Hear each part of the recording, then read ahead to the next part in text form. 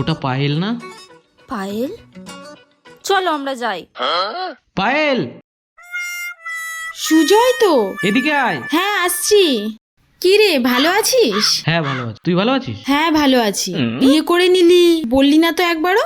আরে বিয়ে হয়ে গেছে, সেরকম সময় পাইনি বলার।